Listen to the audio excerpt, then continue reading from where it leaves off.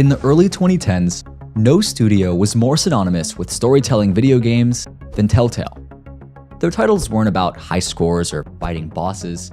Rather, they were about choices, morality, and emotional consequences. For a while, they seemed unstoppable. They were the studio that bridged the gap between video games and TV. But behind the scenes, a perfect storm of overexpansion, technology issues, and management problems began slowly pushing the company toward disaster. Telltale Games was founded in 2004 by former LucasArts developers Kevin Bruner, Dan Connors, and Troy Melander, who were determined to keep the adventure genre alive after LucasArts abandoned many of its games that fit into that genre. Their early catalog included Sam & Max, Monkey Island, and Strong Bad, which all attracted attention but not yet mainstream success. That all changed, however, in 2012 with The Walking Dead. Interestingly, The Walking Dead was released in episodes rather than all at once, like a TV show.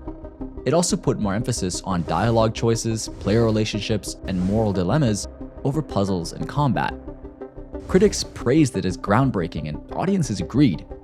Season 1 sold over 8.5 million copies in its first year, pulling in more than $40 million in revenue. It dominated awards season, winning Game of the Year in 2012, and suddenly everyone knew who Telltale was, and they all wanted partnerships. Between the years of 2013 and 2016, Telltale was on top of the world and continued to expand by collaborating with a bunch of different franchises.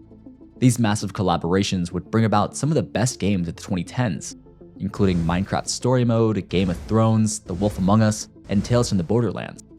By this point, Telltale had quadrupled in size, growing from 125 employees in 2013 to nearly 400 by 2017. But the problems of upscaling a business had started to show. With the rapid rate at which Telltale was producing games, toxic work culture began taking root in the company.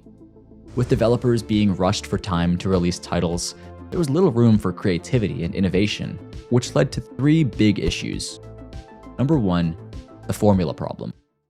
Telltale sold themselves on the promise of choice, that your decisions would directly affect the outcome of the game.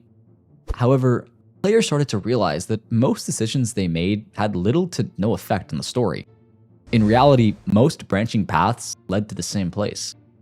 By the late 2010s, players were openly criticizing this illusion of choice. This wasn't just a perception issue either. The formula limited replayability and made all their games feel eerily similar. Games started blurring together: quick time event, dialogue tree, dramatic cliffhanger, repeat. It was at this point that competitors like Life is Strange started popping up and showing that player choices could actually feel impactful, leaving Telltale looking stagnant by comparison. Number 2, outdated technology. While other studios started using new game engines like Unreal Engine 4 and Unity 5, Telltale stayed loyal to its own Telltale tool, which was originally built in 2005 and only received minor updates throughout the years.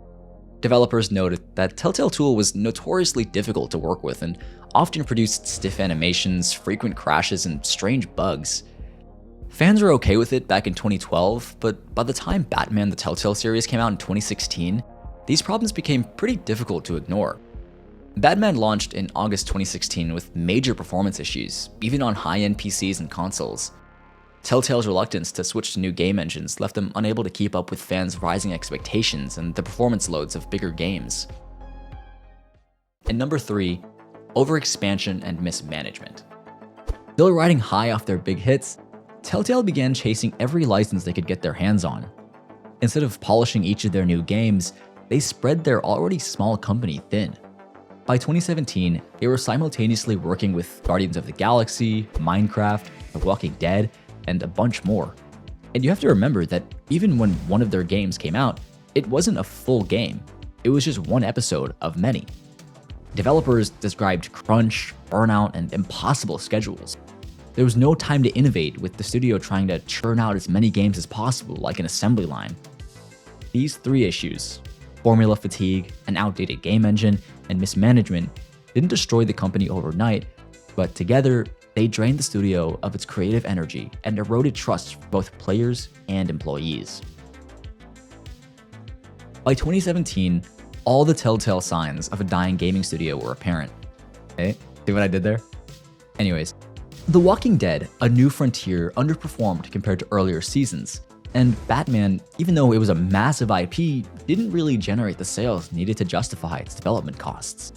It was official. Telltale's growth had outpaced its teams. By this point, the company relied heavily on external funding, and investors became increasingly nervous as sales numbers slipped. In late 2017, they cut 90 employees, which doesn't seem like much, but this was almost a quarter of their entire company. Management justified this move, explaining it was to make the company more competitive and put an emphasis on high quality in the years ahead, but by this point, the company was already too far gone. In September 2018, Telltale announced a majority studio closure, filed for bankruptcy, and laid off around 250 employees with no severance pay. Projects like Stranger Things, a sequel for Game of Thrones, and a final season for The Walking Dead were stopped dead in their tracks. The latter, however, was eventually completed, but only after a separate studio, Skybound Entertainment, stepped in and finished the series. All in all, the shutdown wasn't a single event. Rather, it was the culmination of years of mismanagement, creative stagnation, and brand overreach. After Telltale's fall, former developers spoke out against management, citing long hours, sudden job loss, and unpaid benefits. The studio's closure became a reminder of the broader discussion regarding workers' rights, developer mental health in the gaming industry. For the industry, it was a cautionary tale. A company that seemed to have everything had failed so quickly. Telltale had Game of the Year awards, partnerships with huge IPs, and a massive audience. But without proper management, none of it mattered. However, Telltale's influence still lingers.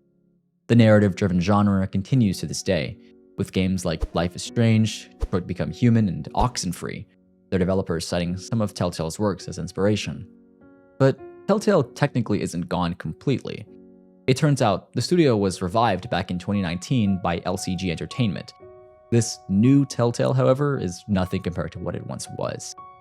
The company only employs around 40 employees as of 2024, and is currently working on The Wolf Among Us 2, and other small projects, but even then, people are skeptical.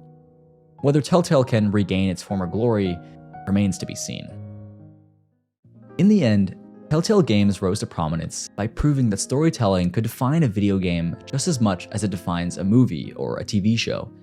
But they lost their throne not because their games weren't interesting enough or their IPs weren't big enough, but because they didn't adapt.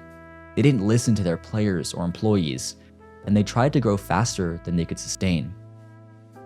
The story of Telltale Games is a story about the dangers of chasing too much too quickly, about how fragile success can be, and that you can have everything, but if you don't have the means to manage, you'll lose it all. Thank you for watching. Make sure to subscribe. I'll see you soon.